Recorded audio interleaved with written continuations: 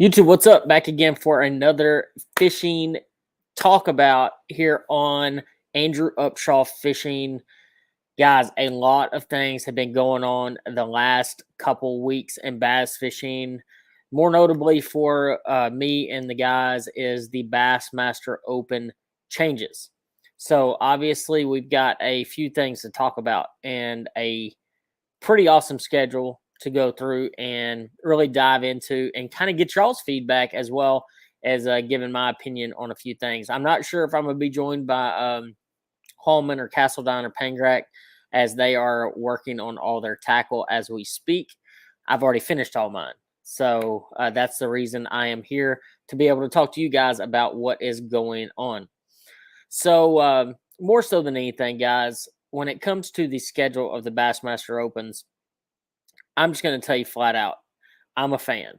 Not often do we get to go south of the Mason-Dixon line as many times as we are in this particular season, this upcoming season. So let's go ahead and dive right on into the actual schedule, and we will start talking about it. So obviously Bass made a lot of changes. You know, there's no more northern, southerns, and central divisions. It's now Division 1, Division 2, Division 3. And so that's going to be a little bit different, but it's just mainly a name. It's not for any other reason. You still, if you fish one division and you happen to win the event, you still go to the Bassmasters Classic. So they're still going to have that draw, obviously. And so today we're going to talk about the schedule, talk about what I think of the schedule, where I think some of the best opportunities for myself and some of my buddies, and really kind of break it down. So, but real fast, what's up, Jeff? How's it going, man? Thanks for jumping on and fishing with the bobber. If you have any questions, make sure you drop them in the comment section and I will do my best to answer any and all. This is not going to be a short broadcast, more than likely. This is going to take a little while. We're going to talk through a bunch of stuff and answer a bunch of y'all's questions. Been wanting to do this since Chesapeake. So let's go ahead and talk about first off, the one thing that I think has definitely changed the game, and I still can't believe Bass actually did it, and it's no offense to them. It is the off limits. Bass finally put an off limits on the Bassmaster Opens, and it couldn't have come at a better time because, you know, let's be honest, guys. I'm at the Red River right now. I'm at a little hotel here in Shreveport, Louisiana. And there's been guys here ever since the Chesapeake Bay Open, and even guys have been here longer than that, which is absolutely ludicrous that guys are practicing for weeks and weeks and weeks for this event. That is what Bass has done. They've implemented either a 28 to 30 day off limits. Like I said, I still cannot believe they did it. It is absolutely fantastic. It is so necessary. And the only thing that I did hear, and it's not actually in the release, but it is not going to be like the Bassmaster Elite Series off limits where you have no information. So it sounds like in that 28 to 30 days, you're going to still be able to obtain information. You just cannot be on the body of water, which, I mean, let's be honest, off limits is hard to police anyway. And when you're talking about a field size of 225 to 250, it is really even harder to police. I mean, I'll give you a really good example. We're here at the Red River, and there's a lot of off limits areas because of homeowners and things like that. And I literally saw like 3 to 4 boats fishing in an off limits area yesterday that were practicing, spending their practice time in an off limits area, and honestly had no idea. And so, yeah, I mean, it's just so much of that kind of stuff goes on. But more so, let's move on to the schedule. You know, this is a mix of lakes that I'm really excited about, and more so because it fits my fishing style. And I know it's not going to be for everybody. I've already heard through the grapevine a few people are really upset about the schedule. You don't see lake or rivers like the James River is not on there. Oneida's not on there. You're not going to see like a St. Clair. You only have one northern fishery. And I really think it's great, though. I mean, it really showcases talent from anglers. Not saying you're not going to see a showcase of talent from guys that are fishing for smallmouth, but it's just a different deal. But first, like we're going to go through the actual divisions. We'll start on Division 1. And we're going to go, let's see, Division 1 is Lake Eufaula in March. And this is Alabama, March 2nd through 4th. Now, I have been to Lake Eufaula a couple times on the FLW tour, and we've never been there quite that early. But I'm going to tell you right now, that place has a lot of big fish in it. The only problem with Lake Eufaula is I feel like it's going to fish pretty small. It at least fished really small when we fished the FLW tour there, and that was only like 170 to 180 boats. So you add on another 50 boats, and that place shrinks down quite a bit. But overall, I think that's going to be a really good tournament. I think they're going to catch them really well, and I'm looking forward to it. So the second tournament in Division 1 is May 18 through 20, Wheeler Lake, Alabama. Been there a couple times, got a good buddy that fishes it all the time, and he swears it's a great lake. I personally don't like that lake that much, but it does have a good amount of bass in it. I've been told that it's coming back pretty decent, so I'm really interested to see how it fishes in May. That should be post spawn. That's really when those fish really start moving out on ledges on like Kentucky Lake and some of the others. So you're going to see a little bit of offshore stuff and probably still some shallow water fishing as well. The third and final tournament in Division 1 is going to be October 12th through 14, Harris Chain of Lakes. This is a very interesting because the Opens, to my knowledge, haven't been to Harris Chain in the fall, maybe ever, at least while I've been fishing. The only one I know that they fished was whenever they did the Elite Qualifier, and I think Ben Matsubu won that, and it was in the fall, and it might have been, I'm pretty sure it was Harris Chain. It was either Toho or Harris Chain. But that's the only one I can think of. But before we go into Division 2, I'm going to address a few questions and things. How many? This is a funny one. Fishing with a bobber. How many people will be staying at your house on the Toledo Bend event next year? I've already got a handful of them. I'll just tell you that. Let's see. Awesome to know they're doing off limits for the Opens. I agree completely. And do you think the off limits will keep locals guides from getting the open? No, it won't. You know, we talked about this the other day, a couple of me and my buddies, and I think it's great that they've thrown the off limits on there. Does it hinder a guide a little bit? Maybe a little bit. But I mean, let's just say, for instance, Toledo Bend. You know, it's a lake I live on. I mean, I literally fish that lake once a week. And will I be able to fish it during that 28 days? No. And that's just part of it. I can go to Rayburn, though, which is like 28 miles away, 30 miles away. Now, I don't guide on Toledo. I don't guide on Rayburn. But I know some of the guides there, and I feel like most of them will just go over to the other lake.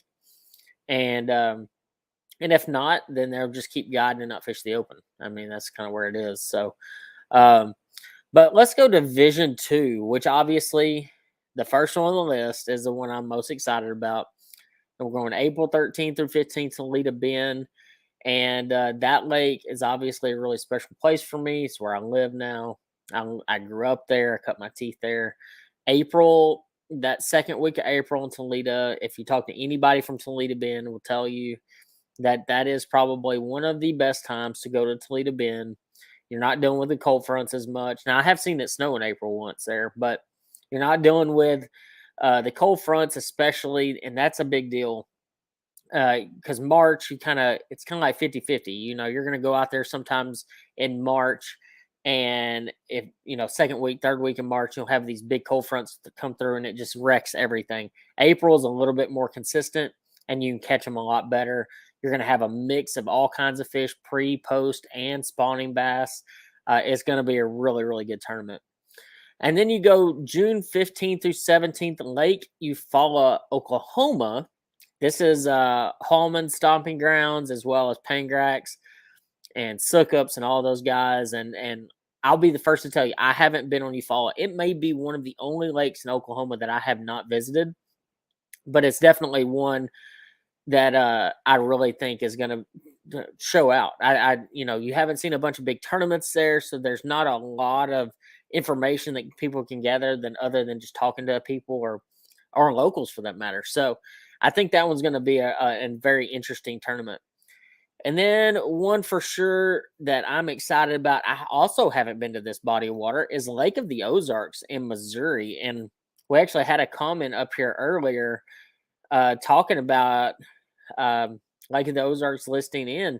I mean, Tony, I think it's a great one. The only bad thing about Lake of the Ozarks, anytime in the summer to the fall, is the pleasure boaters. I mean, it has an abundance of pleasure boaters, but most of the time it's on the weekends.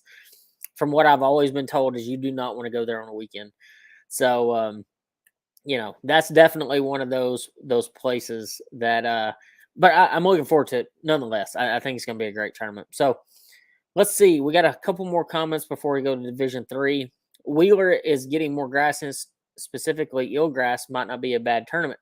Hey, I'm down with it. I think that's what made Wheeler so good back in the day, is it had an abundance of vegetation, and it doesn't have that now, or it hasn't and for a long time. I mean, the flats haven't had much grass at all, and it really messes the fishing up quite a bit. Let's see here. Will the changes increase the number of anglers that fish all 9, or will some fish all 9 versus one division?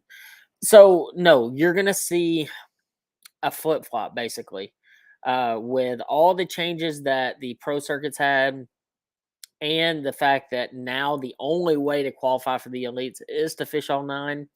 You're going to see a flip flop. So basically, it's always been divisions here and then overall here. And so you've had a bunch of people fishing just single divisions or maybe 2 divisions. And now you're going to see it do this. So basically, from what I've been told, the original number this year, so 2022, there was like 80 something people that fished all 9, or that signed up for all 9. And then, so we had what, 80 something. I'm expecting that number to double. I think you're going to see about 160 fish all 9, or at least sign up for them. If they have 3 or 4 bad tournaments, I have a feeling they won't finish the year. But that's just how people are most of the time. So I do think that's going to change. Do you think changes to Pro Circuit will increase the field of the Open? Yes, 100%. I know from through the grapevine that NPFL received an additional like 100 applicants to go fish there. So you're seeing a bunch of guys bail out. I mean, let's be honest. We can talk about the pro circuit today, and y'all can ask a bunch of questions after we get done with the schedule release, and I'll fill you in on my thoughts on that. Toledo being in April, Gong Show. Absolutely. It's going to be crazy. It's going to be really good. Now, Grant, I say that. It's not going to be like, it'll take over 20 pounds of wind a day. It won't take anything much more than that, though. It's just not where it used to be. Let's see. Hey, you know what? We're here to make your day better, buddy. And can I get a 4 spot for Toledo? What's up, Brandon? How's it going, bud? Frank, how's it going? Toledo will probably have shad spawn. Hey, it absolutely could have a shad spawn going. That's that maybe that early. It just depends how warm our winter is. But I have seen them spawn in April for sure. Was Todd on last night? That doesn't surprise me. So our internet's better than Todd's. Hey, we're staying in a fancy place. I let Hallman kind of book us up, and so it makes it a little better. Todd was on dial-up from the 90s. His rants were making it glitch. I'm not surprised. Todd gets all fired up. He was fired up yesterday. I have some funny Todd stories. Well, 20 pounds a day for a Bassmaster Open is gone. I mean, yeah, but like I fished a bunch of Toyota series at Toledo Bend, and quite honestly, guys, like it typically takes 20 pounds a day to win there. Summertime, spring, or whatever. So I'm fully expecting it to be somewhere around in that range. They'll catch them. It's April. They'll be spawning. So it'll be good. What's up with some events being Wednesday, Friday? I think that's a fantastic point. I actually haven't thrown the dates into a calendar yet. We'd actually talked to Bass about that and ask them why they did not do more of that, because there's so many weekend tournaments that are scheduled, whether it be high school or college tournaments or just your local fruit jar tournaments or big team tournaments. Uh, Honestly, it keeps you from cannibalizing each other. We can go fish during the week and they can have the weekends. So I'm actually loving the fact if they actually did that, and I'll put pen to paper there and look at it and see. But I believe you. I think it'd be great. I think it's going to be really good if they actually did that. So Division 3, let's be honest here. Division 3 is different. I wasn't quite prepared for the Division 3 schedule. Obviously, we're starting out May 3rd through 5th, Bugs Island Reservoir, Kerr Lake in Virginia. Got some buddies that live over there, and they say that time of year it is absolutely ridiculous. So I'm excited about that one. I've heard for a long, long time just how great Bugs Island is. So I want to see just how good it is, and we're going to hit it at the right time. July 20th through 22nd, St. Lawrence River. Obviously, we all have seen what St. Lawrence River does and has done.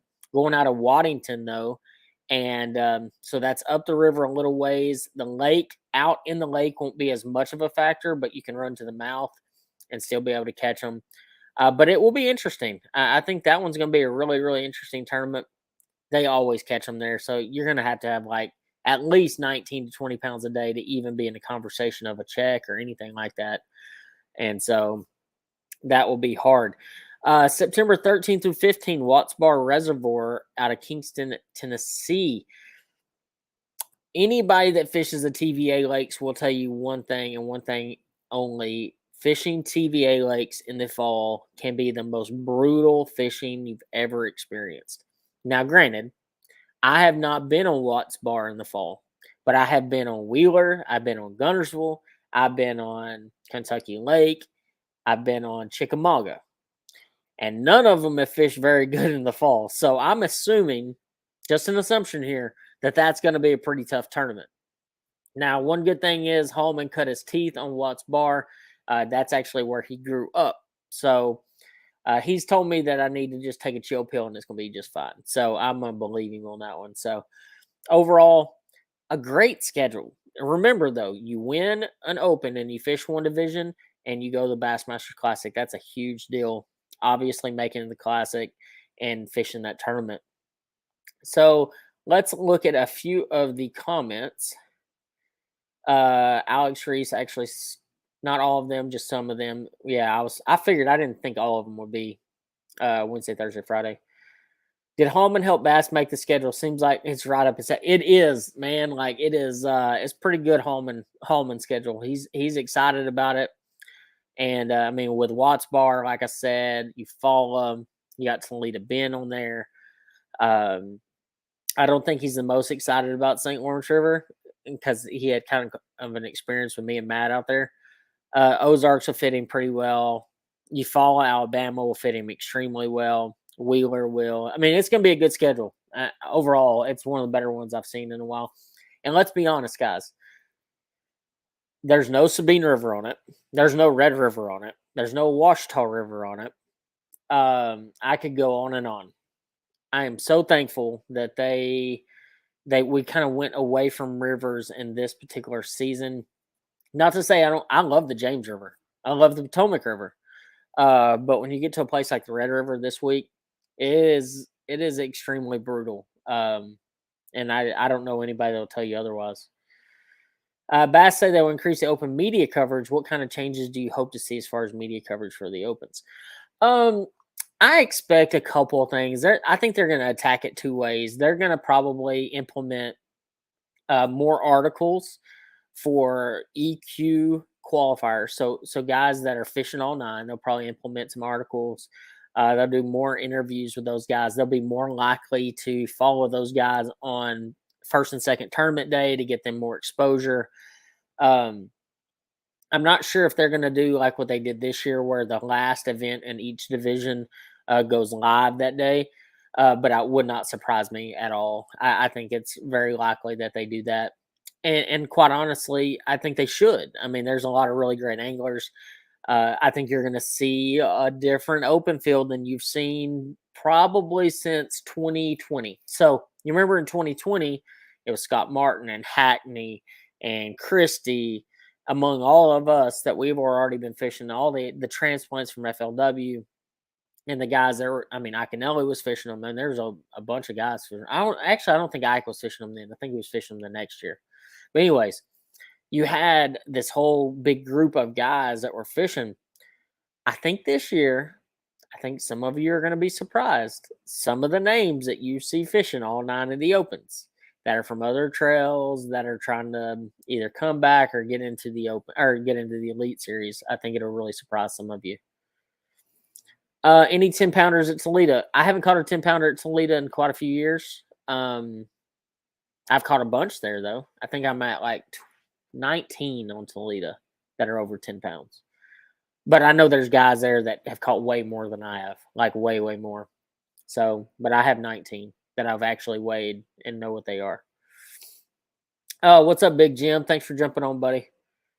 I think weekday tourneys for a level, it's 100% better. Like, we're massive proponents to weekday tournaments. Actually, I tell you, the ones that do it the best, in my opinion, is the U.S. Open out in Las Vegas, or where we used to have it at Lake Mead, and they do the tournament Monday, Tuesday, Wednesday, and like you'd have like an off day on Sunday, and your last practice day was Saturday.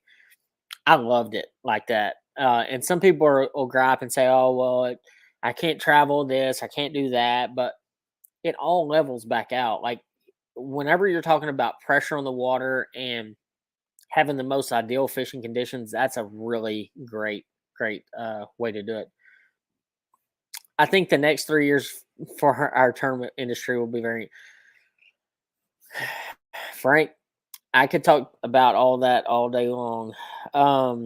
I don't think people realize to the degree of what tournament fishing is about to change and has changed. Just, I mean, right before our eyes, it has been. It's been interesting to say the least. We've seen, obviously Major League Fishing form, and then we saw Major League Fishing by FLW, and we've seen this switch around, nonstop switch around, and I think you're going to continue to see that. I hope nothing but the best for all these organizations and all these anglers, but I think we're about to see a completely different fishing industry in the next 5 for sure. Will more of the opens be featured on the FS1? I hope so. I have no idea. They haven't told us one way or another yet. We're still kind of getting trickling information. I've heard some other stuff, but I don't want to just talk about rumors. We could talk about rumors all day.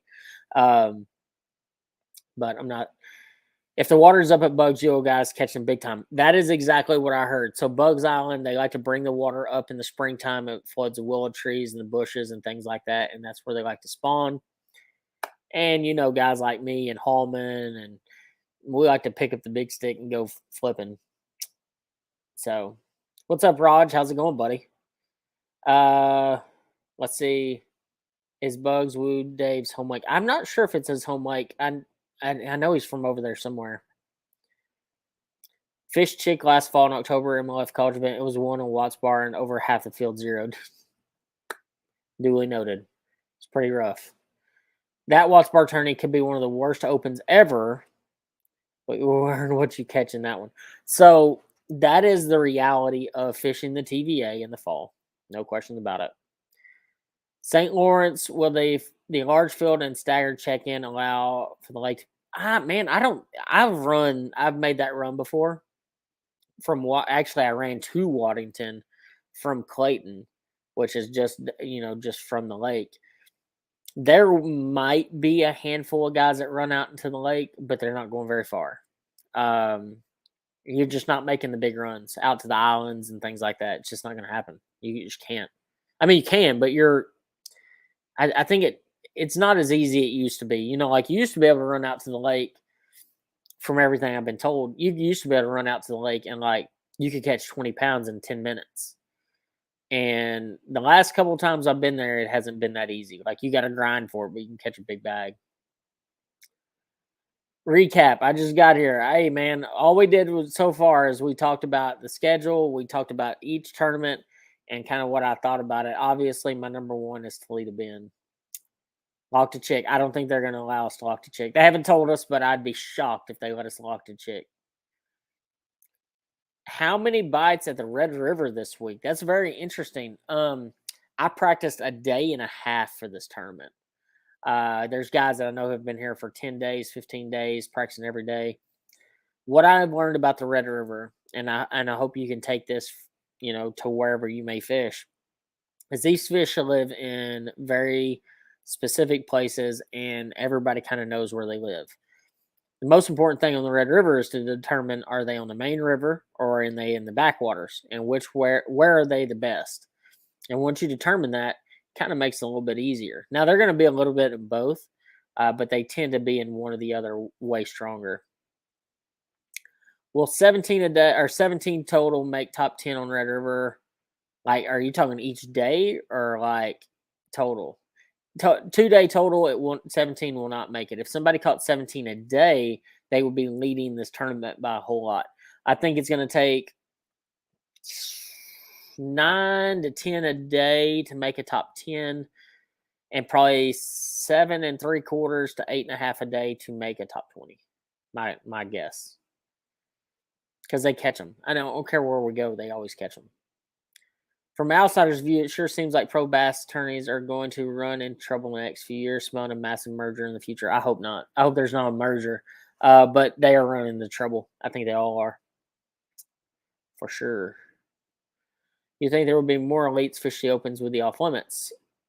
Maybe. I think you're going to have some elites, but see, the deal is, I don't think they're going to fish all of them, because the elite guys, like when they're fishing, however many tournaments they're fishing, 8 or 9.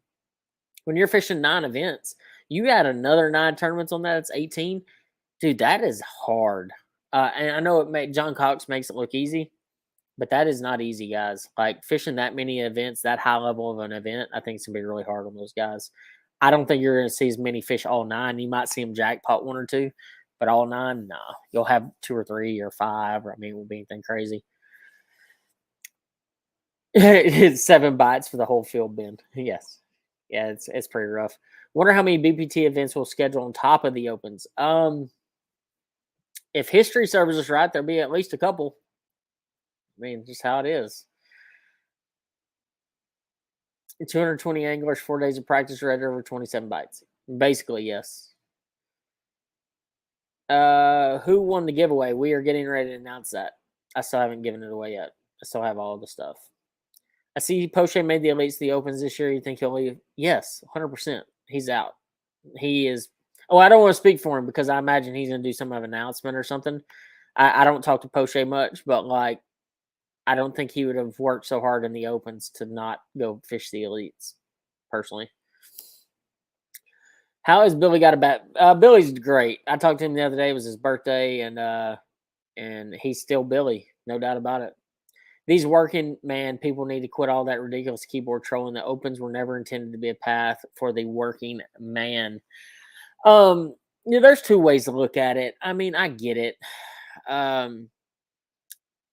After my original thought process on the opens, when they released all their stuff, like how to qualify, the EQ stuff, where it's overall only each division, I was a little frustrated, because it kind of takes, as it was built, you had Southerns, Centrals, and Northerns, and then you had the overall. So you had 4 different ways to qualify. So let's say, for instance, in the beginning of the year, I fish and I have a bad tournament, and let's just say it's in the Southern division. Well, I can basically write off that division, but the overall, I still have a shot, and the Northern and the Central, I still had a shot. So as the year progressed, I might have a better shot in the Northerns, or a better shot in the Centrals, or maybe in the overall. So it kind of gave you that shot all through the year, and you could kind of play your game through that.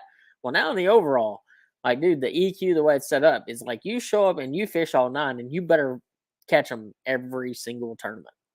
And so it makes it a little more difficult when you start talking overall, being able to catch them. So it definitely makes it a little bit more difficult. But I understand Bass's standpoint on this. Let's be honest, guys. There are some anomalies out there. There's some guys like Jason Christie. I Iaconelli that made it through one division, and some guys that have made it through one division. But please name me more than about 10 that have made it through one division that are still fishing today. And it's really hard to do. The deal is if you look through the history of Bassmaster Elite qualifiers that have fished one division, 9 times out of 10, more times than not, those guys are either bankrupt or not fishing anymore or hate their life because they did something. Now, I'm not saying they weren't good fishermen, and I'm not saying that they didn't deserve to be there or anything like that.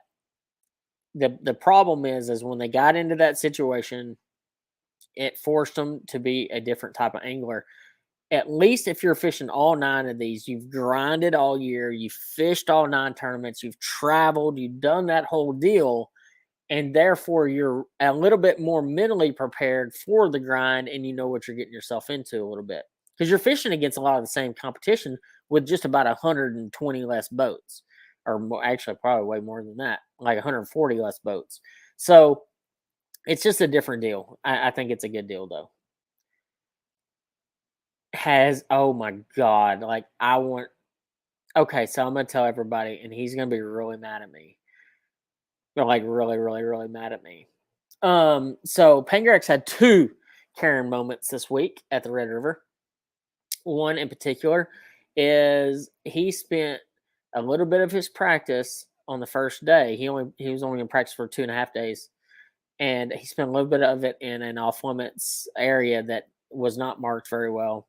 He wasn't like cheating or anything. He just trolled into the wrong area, and he dialed them in pretty good in there, and he was pretty excited. And then he found out that evening that it was in an off limits area, so it was pretty devastating for him. And I drove by his truck that next morning, and I didn't know about it. And I'm like, "Hey, man, what are you still doing here?" I figured he'd already be in the water at like 4 a.m. And he told me what happened, and I just busted out laughing. I felt so bad for him, and but it's like straight on par for the Pangrac course. But the second thing happened this morning, and I'm probably gonna post the video because he sent me the video. But Pangrac this morning was trolling around. If you've ever been in the Red River, if you haven't been, this thing is full of stumps in the backwaters. Like you're gonna hit a stump every 5 feet, basically. Well, Pangrac hit a stump, probably going a little bit too fast, and decided to fall in the first 5 minutes of the day. So Pangrac's had a really tough practice. I feel really bad for him, but it was absolutely hilarious when he sent me that video this morning. Are you aiming at the elites or considering going MLF? I will not be fishing MLF. I mean, I either make the elites or I won't fish, to be honest. And it's, I mean, just where I'm at. During the fall, if everyone is catching them on an A rig, what other bait would you do switch up with? It depends what they're fishing the A rig around. Obviously, they're chasing bait. You can go a single swim bait. I really like fishing a single swim bait, a blade bait, a spoon. You can throw a jerk bait. You can throw a soft plastic jerk bait like a fluke or a caffeine shad. That really works good. Will David Fritz retire before 23? I don't think so. I do not think so. He might, and if he does, then I think Gleason gets in. But I don't foresee him retiring. Open payoff sucks. Yeah, I agree with that. I've said that many times as well. And John Cox does not qualify for that conversation. He's a robot. Agreed. Thoughts on qualification changes for the opens or through the opens for the elites? I mean, more so than anything, the only thing I'm disappointed in is the fact that they went from 12 spots. We had 12. We had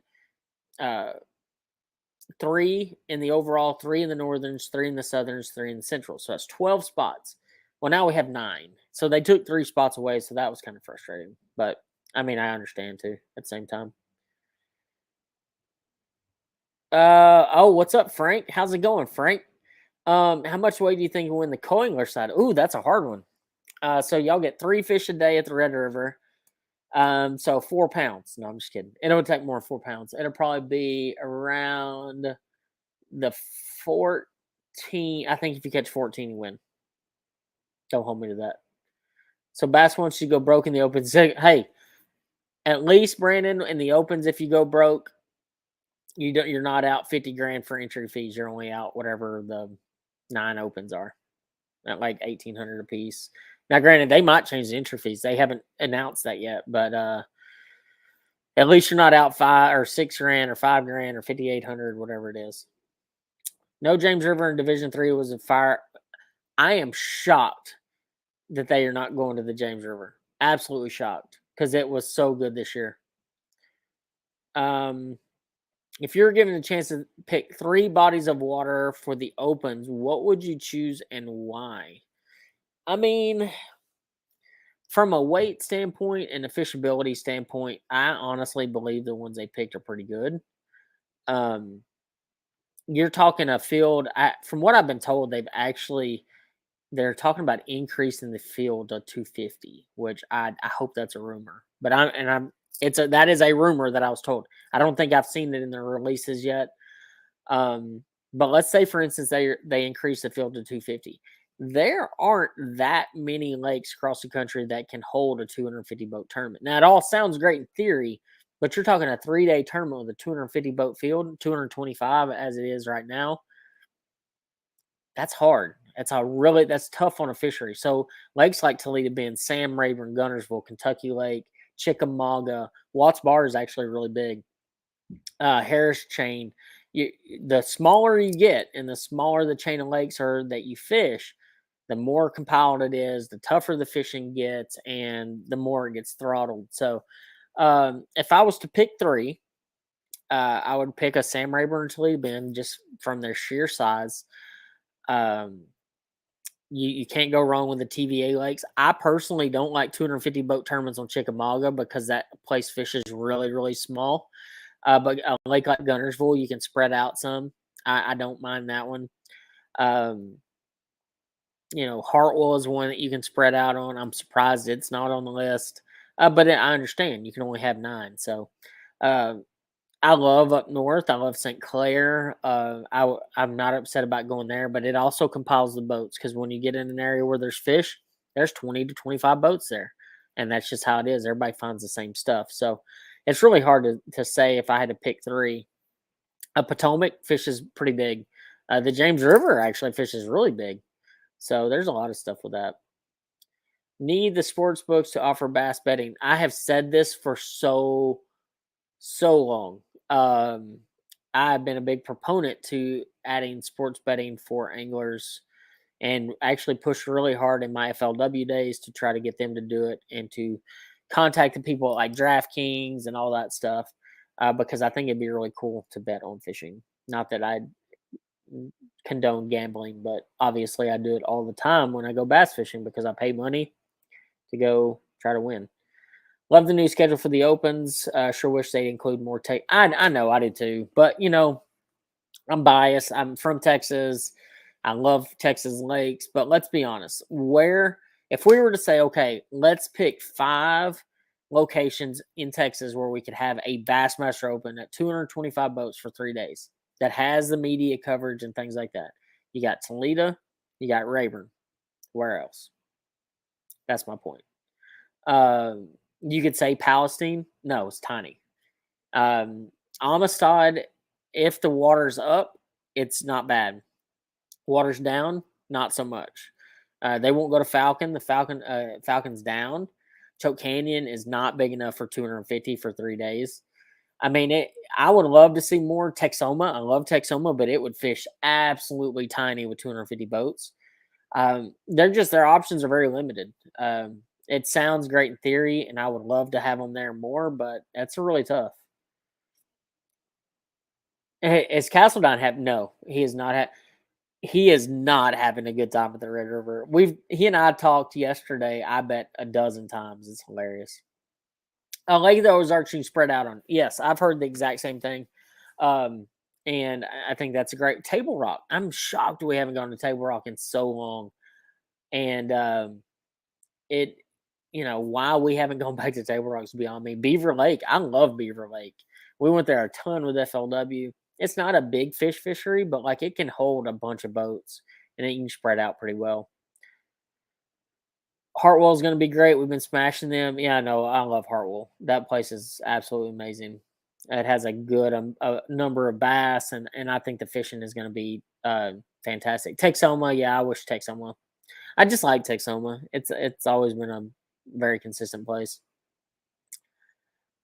Shoot, I'm from Tennessee. Just hate seeing such regional tours for a national trail. Yeah, hey, I would be okay going to California. I love Clear Lake. I haven't been to the Delta yet. I mean, Lake Mead, I love that place. They could go to Havasu. I've got a bunch of West Coast guys, buddies that would love to see us come out there, and I would love to go out there. I'm gonna tell you though, guys, like it's different out there right now. It's hard to fish. Though there's not a lot of water, and so they're struggling a little bit. If they would open Louisiana to Sabine, nobody would be complaining. Oh, I know, 100%. I honestly, I think they should just boycott Louisiana altogether. And it's no offense to people from Louisiana, until they change some laws there, it makes no sense to even come here. Because the deal is that if they don't open the waterways legally to all the anglers, then it's not right. Do you ever think they'll add I wish they would add a West Coast division, but I do not think they will. I just don't. I mean, if the Toyota Series out west is any indication on how the success will be, it's not going to be good. Pickwick, I love Pickwick. It's a great lake. I've heard it's actually been struggling a little bit, so it's probably needs a year off. What's into hell? It would be. Yes, yes, that would be Castledine's purgatory. There's no doubt. Castledine's purgatory would be the Red River. To the Connecticut River. Huh. Yeah, I've never been that one. West Coast has so many good trails going on. It does, man. The West Coast has some great stuff going on. I follow a bunch of my buddies out there that fish. Kayak anglers have lower cost structure fish. I actually think that that's the direction that a lot of people are going to be going. I think kayak tournaments are going to be the next big thing. Personally, I think that's where you're going to see a lot of anglers go. The cost effectiveness of it's through the roof, and quite honestly, I mean, you catch fish like you're not killing yourself in a big boat or anything like that. It's home and avoiding the swimming areas. Oh my god, that video was so funny. I When he came in that day, he was so fired up about what happened. I didn't even know what to tell him other than like, "Where's the swim area at? I want to go fish by it," because I wanted to get yelled at too. Do you think the Open's participation will drop with the must fit? No, I don't. The schedule's good.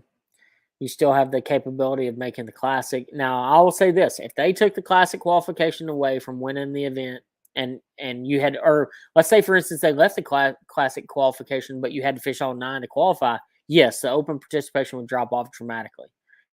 But having the 3 divisions, and if you fish a division and you win, you have to fish the other 2 to make the classic. I think you're still going to have those guys. You have 2 types of people that fish the Opens. Actually 3, but this year you only have 2. Traditionally in the Opens, you had 3 types. You had the ones that fish like one division that were trying to make the elites through one division. Then you had the guys that fished all of them to try to make the elites. And then you got the guys that are literally just going out there to try to make it the classic. And there are guys out there that's all they're trying to do is make the classic. So I think you're still going to have full fields. It's going to be crazy. Charles Lake. I love Lake Cumberland. Obviously, it's a fantastic lake. Holly, what's up? How's it going? I appreciate it. I'm gonna need all the luck I can get at this one. When are you going to go? When you get go fish a few? Yeah. Oh, I no, I'm gonna get one. I'm on the process of already getting a kayak. Actually, I won one at one point, but I sold it last year. Do y'all run? They let us run bass track. I just always don't enter anything in. I always forget to enter stuff in. There's fish. I probably should enter stuff in, but I just don't. What obsolete bait would you like to get a supply of? Are you talking like an obsolete bait, like that, like a discontinued bait? Oh, I could go on for a long time. Um, Discontinued bait would be like wigglewort, like OG wiggleworts. I love them. Wake shads, the old Strike King wake shad that you can't get anymore. I'd love to have a bunch of those. I've got some, but I don't have as many as I'd like. And another one that I'd really like to have is that's really fairly hard to get now because he passed away. Was Ed Chambers was the Zoom wet crankbaits or WC or however you pronounce it. I'd love to have just an enormous supply of those. I know there's some great other ones out there now, but his baits were just different. I'm from Kentucky and fish Cumberland a lot. I loved watching you win there. Where does that tourney rank with your accomplishments? Have you ever fished it since then? I have not fished it since then. I mean, it's top 5 moments of my fishing career for sure. I don't know exactly where it ranks. Cherokee ranked really, really high for the fact that it was my first one. Cumberland was awesome though. I had just a lights out practice. I had a really good feeling about that tournament, and it all worked out really well. I got really lucky on that final day and caught a couple big ones. Richland Chambers is I don't know if it's quite the fishery as it used to be. What's your pick for this week on the red to win? I don't know because there's a lot of locals in this that I do not know at all. I'll answer it this way. Will a local or a non-local win this tournament?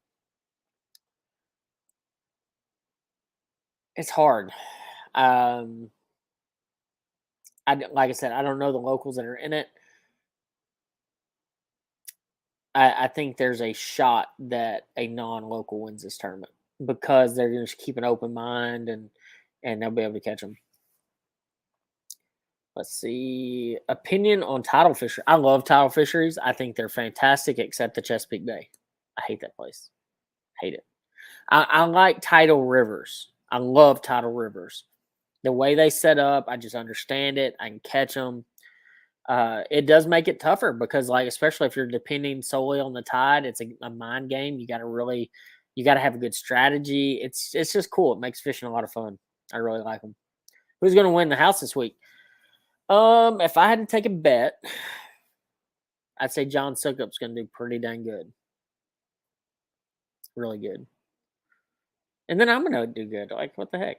I'm probably going to catch the crap out of him. Check with Tom Mansour. He probably has boxes of all discontinued baits in his basement. Oh, I know. Mansour has an abundance of old baits, and I just want Mansour to build me some of his special swim jigs. Not the ones that he sells and all that stuff. I want his special swim jigs. No question. What baits would you be throwing on Pickwick this week? So what are we in? September? I don't know if they've started. They've got to be starting to move up on those shallow flats and stuff. But there's some grass there too. I mean, it just depends where you're fishing. Like you could go fish on the grass up on the upper end of the lake, chatterbait, something like that. You'll probably be able to catch some around the edges. I don't know if the frogging stuff is that good right now.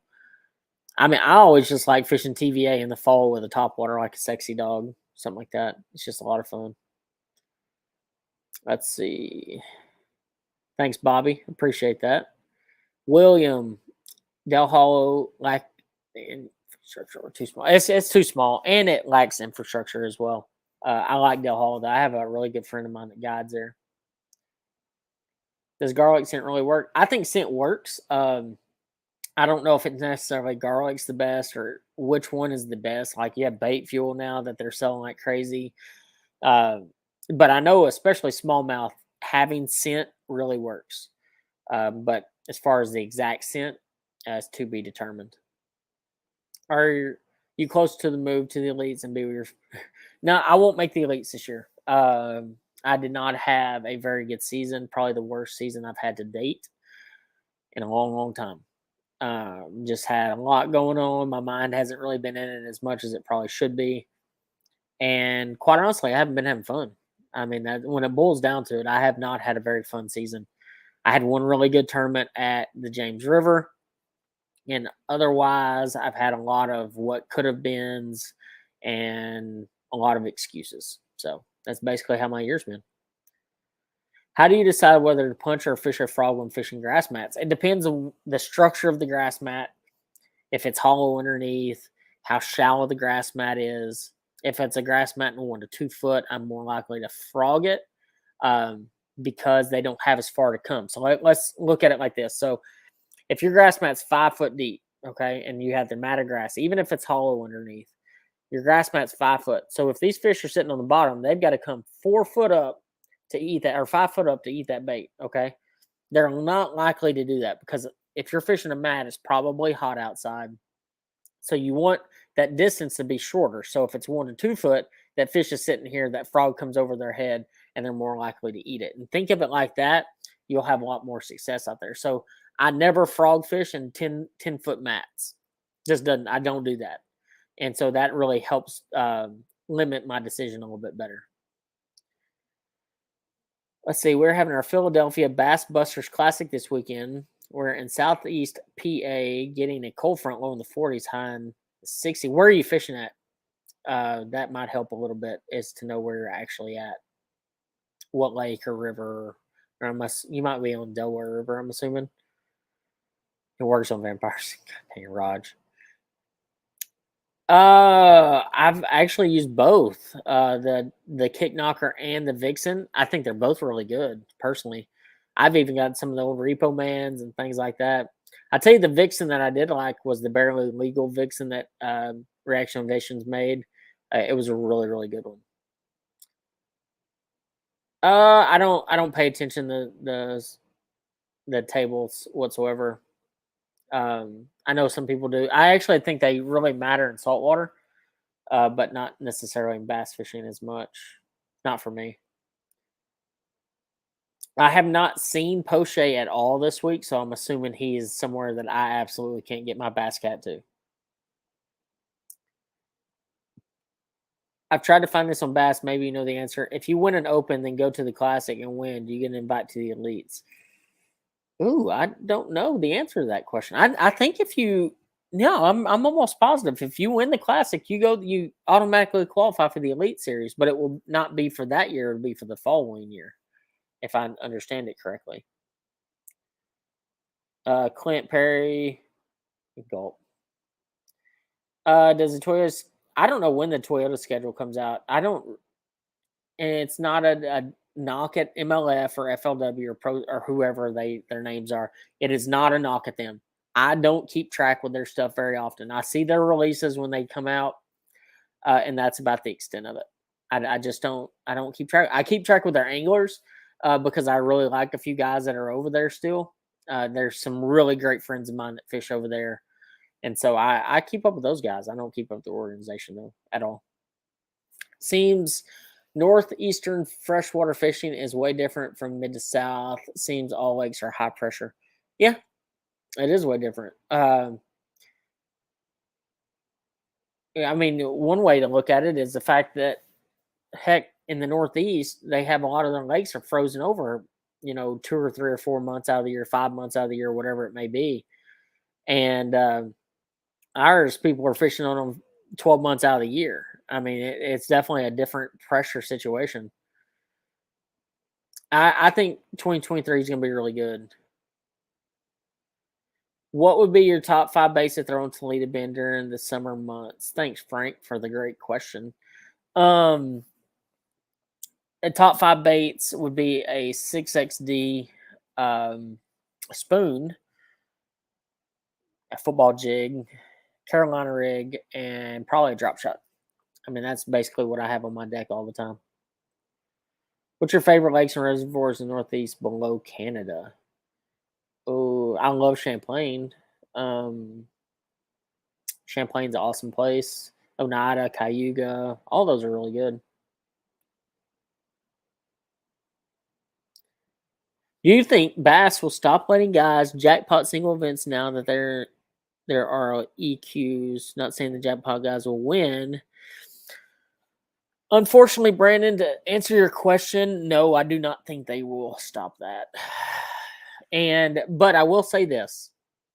I do think the opens are going to fill up enormously fast this year. And mainly because you're going to have a bunch of guys sign up immediately for all 9. And that's going to grossly limit the amount of guys that can sign up for one tournament. those particular jackpotters are going to have to sign up for all three in one division. And even then, they're probably going to be on a waiting list of like 20 to 50 people. So the only advantage they might have is if the specific tournament that you're referring to, or if there is one, if it's late enough in the year that guys have started dropping out from the opens, I think you might see it then. But otherwise, no. I think they're still going to allow them. What's the top force? Houston. Let's see. What's this? Place called Piedmont Lake. An event with 50 anglers. I think they caught 50 keepers between them all. What's the toughest ever open? Ooh, that's a really good one. What's the toughest ever open? I'm gonna tell you right now, that Chesapeake Bay one that I just came from was pretty darn tough. I zeroed on day 2, and I zeroed, like straight up 100% zeroed in that tournament. I caught 0 keepers on second day. I had 8 or 9 bites on day 2, and I landed 0 bass. So, and I caught a catfish. I did catch a catfish. So that one was pretty hard. Wasn't getting a lot of bites, and it was tough. I think this week is going to be tough. It won't be as tough as Chesapeake Bay. But overall, very, very tough. Actually, 2 of my toughest events in my entire life came from Chesapeake Bay, of just how hard it was to get bites. Favorite bass boat? I run a Bass Cat is what I run. I really like the boat itself. I get a lot of questions about that, and you're going to get guys that say, oh, I'm sponsored by so-and-so, and this is the best boat ever. I mean, Bass Cat is just what I run. I love the boat. It fits the way I like to fish. I mean, this week I'm at the Red River, and I'm zooming in and out of stumps the whole time, and I like it because I can weave in and out of these stumps, and I'm going to hit some, but I'm not going to hit as many as a guy with a 21 or 22-foot boat. So it makes it a little easier to maneuver. Small mountain lakes, average depth of 4 to 5. Ooh.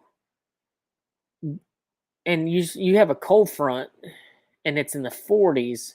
I throw black buzzbait. Don't be afraid to throw a topwater even during cold fronts. You'd be surprised. Smallies and largies, yeah. Black topwater of some sort. Something they can see. Maybe a spinnerbait with small wooden leaf blades, something like that. What trailer do you run most on a buzzbait? It depends. Okay, so I still throw a skirt on a buzzbait a lot. I like a skirt on a buzzbait. It gives it a different action, especially with all these guys throwing horny toads and all these other baits. The trailer I use is either like a speed crawl type trailer or the baby rage crawl, or I will throw a what size is it? A 3.25 inch rage swimmer. So it's between the 3.8 and the 2.75. So it's about this long. I think it's about what it is, and it fits a buzzbait perfectly. And one thing that I do with buzzbaits is I mix up the actual trailer color to the buzzbait color. So like if I'm throwing a black buzzbait, I'll never just throw a black trailer. I'll throw like a shad color, something that's gonna like completely contrast to the color of the buzzbait. So if I'm throwing a green pumpkin, I'll throw a shad color. If I'm throwing a shad color buzzbait, or like a white buzzbait, I'm gonna put maybe a black trailer or a green pumpkin trailer, something to kind of cut that color a little bit. And I feel like that works a lot. I think it's time you quit bass fishing and come play in the offshore tourneys. Position open. Dude, don't tempt me with a good time. I love fishing offshore stuff. I spent a lot of time this year fishing inshore stuff for Let's Fish TV, and I really enjoy the offshore game. So don't tempt me, Raj, at all. Put your money where your mouth is, Raj. Let me come fish a tournament with you. Does the Chamber of Commerce have a huge say to where bass go? Yes, 100%. It's all about money. It ain't about the anglers. I know Bass loves their anglers because we're their customer. But at the end of the day, it's about who pays them the most money. So if Toledo Ben comes in there and says, hey, we're going to pay X amount of money for you to bring an open here, Bass says, you know what? That sounds like a great idea because that's a good amount of money and it makes sense. So, yes, money rules the world when it comes to bass fishing. The new schedule has to be good for guys like you and Hallman, Matt, and Todd if he wasn't so grumpy. Todd is grumpy. God, he's grumpy sometimes. He's turning into an old man. Off limits for the Open will take a lot of boats off lakes like Toledo and Rayburn. Yes, I think it'd be great. I live on Toledo Bend. And believe me, if there's anybody in this field that should be mad or disappointed that they implemented off limits, it will be me. Because I could literally launch my boat in my backyard and go fish Toledo Bend every single day if I wanted to. But I think it is a great rule, and I think it is the right rule to make for the opens. 100%. Do you think they're ever banned live scope because of digital fishing gamers? I think it's 50-50 there. I think you're going to possibly see live scope get banned. But, let's be honest, guys. Like, if they ban that, they're going to have to ban a lot of other stuff too. And that's just I don't know if fishing organizations are trying to go down that rabbit hole. Because let's say next year they announce live scope is banned or forward-facing sonar is banned. Okay. Well, then you're going to have a group of anglers come in and say, well, these guys running 360, they're looking forward to. And 360 is going to get banned. Well, then you're going to have the guys say, well, this guy over here is using side scan. You shouldn't be able to look to your sides either. So we're going to ban that too. I mean, where does it stop? Why would we go back in the archaic days of bass fishing? I think it's the most ludicrous thing I've ever heard. Do I think there's a possibility because enough people are complaining about it? Sure. Does it have to be? No. I mean, I will say this, and maybe it will make sense.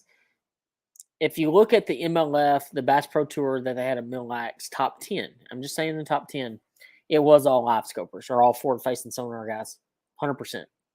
You didn't see your normal guy that is just a really good smallmouth fishery up there or fisherman up there as much as you saw the guys that were just good with forward-facing sonar. I mean, look at Dakota Ebear.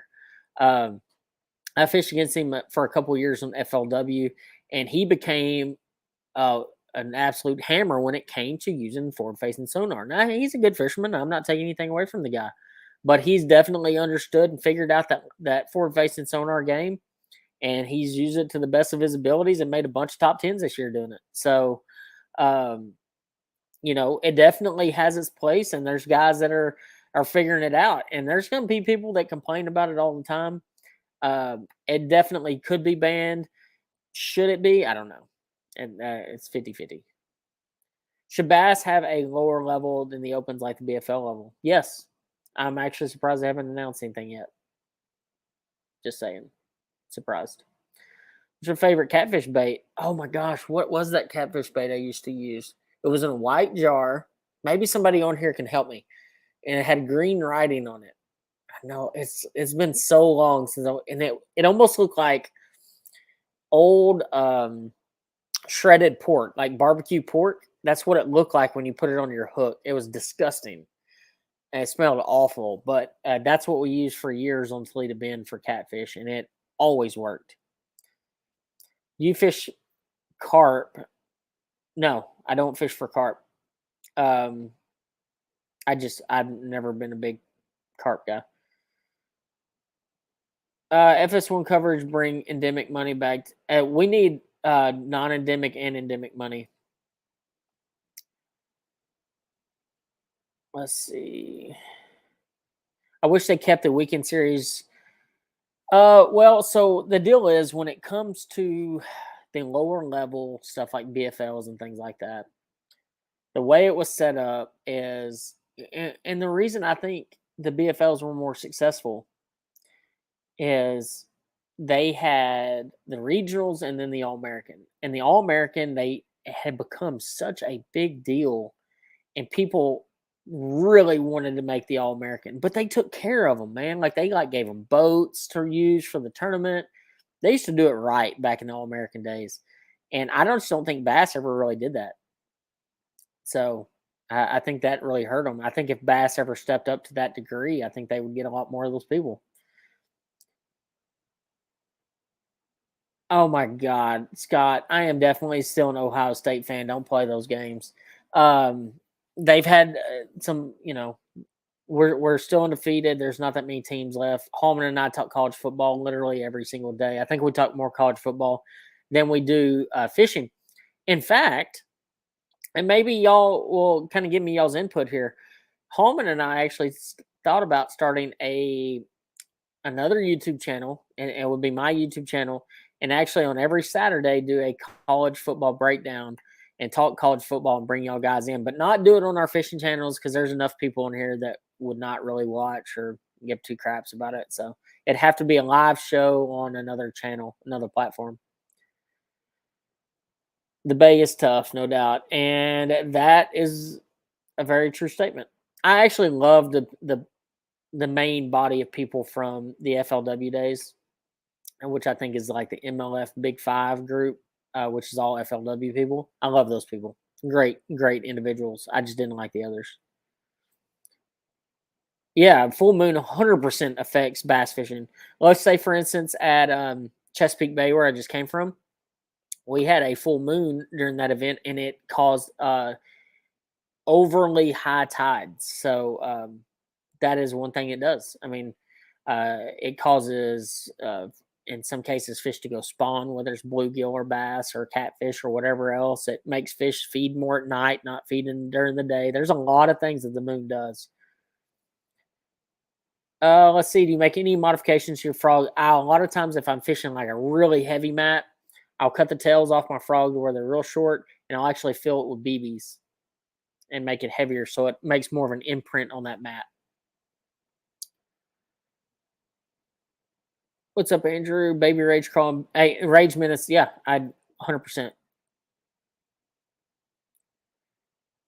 Hey, Jason, I can't help it. You gotta give out the trailer sometimes. How miserable are you on the red? It's my home by literally 35 minutes for it over south. It's tough, 100%. It's all fisher. Yep, that's exactly right. And that's why I didn't spend just a ton of time practicing out there, because I understand that most of the fish are in a very small amount of water. Yeah, you do. If you ban live scope, you open up a can of worms you're not ready for. Yeah, Todd is a big largemouth bass fan. You know, I I just don't like how they've created such a divide in this industry, and they did it. Like, they need to just own up the fact that they just created a crap load of divide in this industry. And I understand why they did it, and I understand why a bunch of them wanted to leave bass. They weren't happy. They hadn't been happy in a long time, and bass wasn't changing a lot of stuff.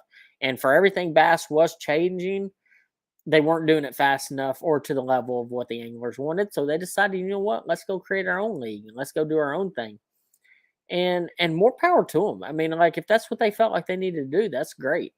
Um, but don't drag us all along down in the process. And that's kind of where my personal opinion, that's what I felt has happened in that MLF deal.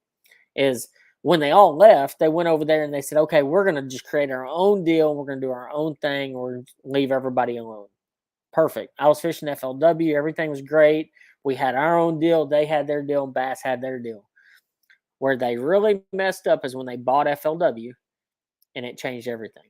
It made it even worse for everybody else. And that's really where it started affecting my job and screwing everything up. Well, Midge, if you win the Classic, I don't believe only auto qualifying. Oh, okay. Okay. I wasn't quite sure on that. I thought I'd heard that you made the elites, but maybe I'm wrong there. I'm probably wrong. So so long as forward facing center company sponsor. Yeah, but that's not a valid point. I mean, I get it, Clay. I get where you're coming from. But those forward facing sonar companies make an enormous amount of other stuff than forward facing sonar. The best way to break it down is like this. Let's say, for instance, the Bassmaster Elite Series and the Bass Pro Tour only ban live scope. You can't use live scope. Well, guess what? It ain't just about what they're using on the tournament trail. These guys aren't buying it anyway. At this point, everybody knows the effectiveness of forward-facing sonar, live scope, active target, and all those. They know how good it is. So people are still going to buy it. So all these electronic companies have to do is run ads for forward-facing sonar specific ads during those events, regardless if the people are fishing with them. Therefore, they still get their coverage that they want, and the anglers are still going to be talking about it. They just can't use it in the tournament. I promise you, they would not see a decrease in sales whatsoever. Be careful what you ban, because the next ban might be what you like. That's the truth. I mean, 100%. Like everybody's going to sit there and talk about let's ban this, let's ban that. I was never a big proponent of banning that umbrella rig. Truly, I mean, I thought that they should limit some stuff on it, like limit wires and baits and that kind of stuff. But and it's the same when we had our discussions with FLW about co-anglers. That was a big one.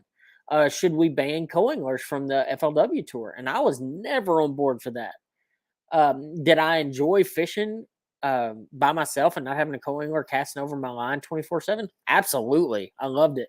But for the longevity of the sport and the money that was coming in, it did not make sense to ban co-anglers. Bottom line. And I have a lot of good co-angler buddies that I wanted to be able to see fish. And it kind of took that away from them. If they're getting rid of tag, why not just use cane poles and earthworms? It's ridiculous noticing get rid of. Yes, I agree. I mean, you've got guys out there right now that are making videos every day almost that are talking about banning this and banning that, but use a $27 jerk bait. And,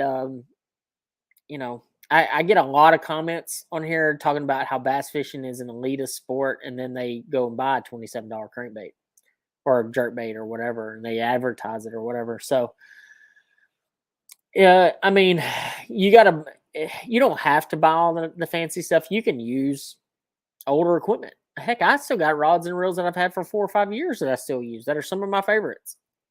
I've got baits that I've used that are 25 years old.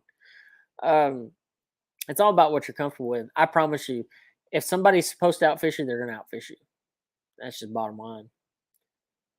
Let's see. I'm not a Bills fan. I do like Josh Allen, though. No, you're talking about the cheese bait, Catfish Charlie, no, Catfish King, Danny King's. That's it. Derek Jones got it. It's Danny King's punch bait. It's exactly what it was. My catfish bait that I've used forever. Good call. Danny King's. That's exactly what it was. Dang, I can't believe I forgot that. I have not fished near Wilmington, North Carolina. What's it going to take to win the red? That's a good question. That question's been asked to me a bunch this week. The fishing is not that good. I mean, but nobody really expected it to be either. I think the last time the Open was here, it took 30 pounds. I think is what I was told. And believe me, I know you're going to correct me if I'm wrong, but I think it was around 30 pounds. I think it's going to take like 32 to 34. It's not going to be as much as everybody thinks. They're going to catch them tomorrow. Day one, they're going to catch bass, and they're going to do pretty good. And then day two is going to roll around and be like, oh, my God, where all my bass go? Well, you caught every one of them. Just not how it works out. Does anyone else think Dave Mercer is bad for bass? I don't know if Panger would be my choice for a weigh-in face. He is hilarious. Panger is absolutely hilarious. I like Mercer, man. Mercer's a nice guy. He works really hard. It's hard to say who'd be good or who'd be bad. The problem is they used to have like Fishburne and they've had others. It's really hard to find a good replacement. So when you have one that's even halfway decent or good, you don't really. It's kind of like college football coaches. The best way I can tell you when it comes to announcers or something like that, or weighmaster or whatever it may be. Personalities, although everybody thinks somebody would be great, just like in college football, you're like, oh man, like we haven't won a national championship in 8 years, but we've made it to the playoff 6 of the 8 years, but we haven't won one. So we're going to fire this coach and we're going to find somebody that's going to be better. That's bull crap. If you have a coach that's in there working and making everybody better, just like in there, if you have a guy that is doing good, working hard, even if some of his jokes are corny, that's who needs to be there until they actually already have a replacement in hand that's going to be better. My opinion, obviously. No, I don't think they'll extend their seasons. How are you feeling? Taking a break? It's hot out there on the red. No, I'm feeling way better. I'm having to really throttle. Not throttle is probably the wrong word.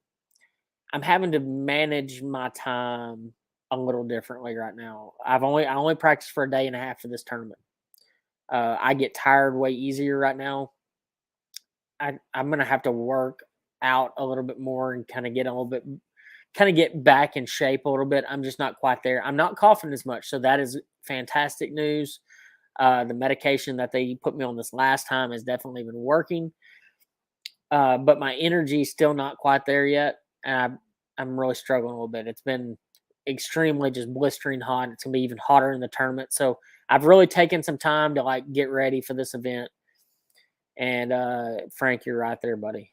Hook 'em. Hey, I would say hook 'em, guys, but gosh dang it, they blew their opportunity to beat Alabama. Just throwing it out there sooner. Yeah, I wouldn't admit that I was a Tigers fan right now. Um, I think the college football stuff will be a lot of fun. We've really talked about it a lot. Yeah, they do have better success eating during the middle of the night. Heck no, I'm not running down the pool 3. Absolutely not. Not doing that. Yes, it is. That actually has been thrown around a lot as of late. Hey, I'd take some Saudi cash right now. What are you talking about? They're shelling it out like it's just water. I mean, it's crazy. It's crazy at the Red River. It's fed by Texoma, but sucks so bad now. The Army Corps ruined. Yeah, it's weird, man. It's so different than what I remember. Like I was running back into some stuff this last time, and um, it's just way different. The Red River is definitely different. But now, granted, the last time I was here was 2012 for the Bassmaster Classic, so it's definitely different. I wouldn't dislike MLF if they didn't attempt to shut down Bass. Yeah, so my dad taught me a long time ago, and some mentors. I mean, you never you it's never a good idea to build something out of spite. And so when MLF was built, I although I think a couple people had the right intentions of building something better and like great, some people that were a part of the building of that built it because they just hated bass that much and they wanted to destroy bass if it was the last thing on earth they could do. And like I said, there were some people that was never their intention. They just wanted to make it better. And the only way they could make it better was leave and start something new. And I always applaud people that want to be innovative and try something different. I will always support people that do that, but I will never support people that intentionally build an organization or something or a product or whatever just to destroy somebody else. I'll never in my entire life support that. So uh high tides affect the fish in every way that you can ever imagine. It spreads them out. It changes how they bite. They just don't bite sometimes. It's just weird. Uh, yeah, no, yeah. The TTO championship is going to be amazing at Palestine. It's going to be crazy good. I am reading every comment, because the deal is uh, y'all sit here and comment. I want to respond to you. I'm not going to sit there and jack around. Lure creators need to focus on science. Yes, they do.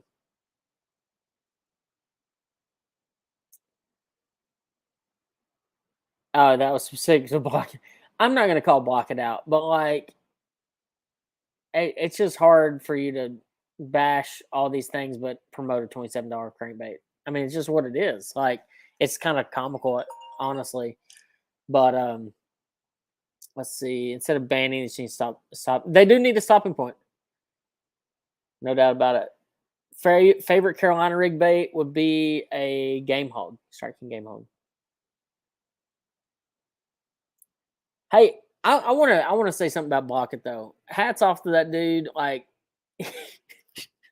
he he posts some outrageous stuff, but he sure makes everybody watch it. That dude has grown exponentially over my channel, and hats off to him for what he's done. I mean, good lord.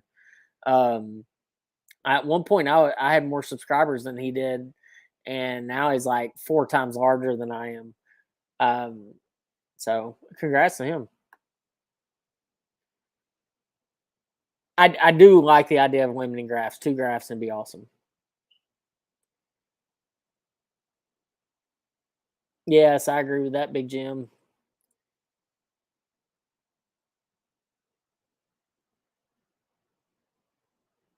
Oh yeah, it's all good, buddy. I'm all good. Mercer's great. Yeah, yeah.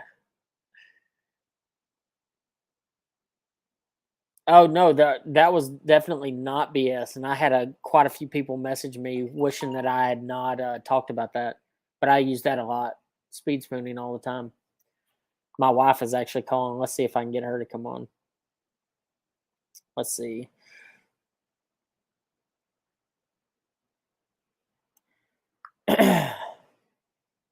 How's the water level and condition of the water here at the Red River? It's I think it's a little low, and it's actually really clear right now. There's a lot of grass in it right now.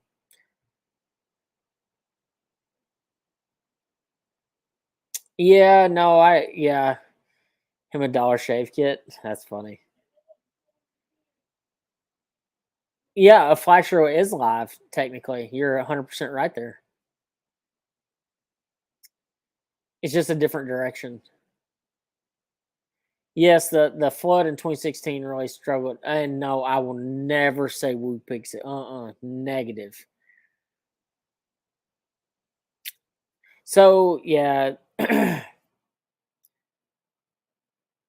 yeah, I'm surprised that we're just progressively going backwards here. There's no doubt about it. Connell and Wheeler, I mean, they're just fishing a different level right now, guys. Like, I mean, it's hard to say. I've been friends with Wheeler for a really long time, and the guy's just at a different level. He's fishing good. He's making good decisions. Um, Not surprised that he won Angler of the Year, and I'm also not surprised that Dustin Connell won his third event of the year. He's been on a roll. Two guys that have mastered forward-facing sonar, along with Michael Neal and among others. Like guys are just great at it. I don't know behind the scenes stuff, but I love watching BPT. Hey, I've watched some of the BPT stuff. I just don't keep up with all their drama and all that stuff. Oh, Blockett plays the algorithm as good as anybody. Yeah, no doubt. Agree with that.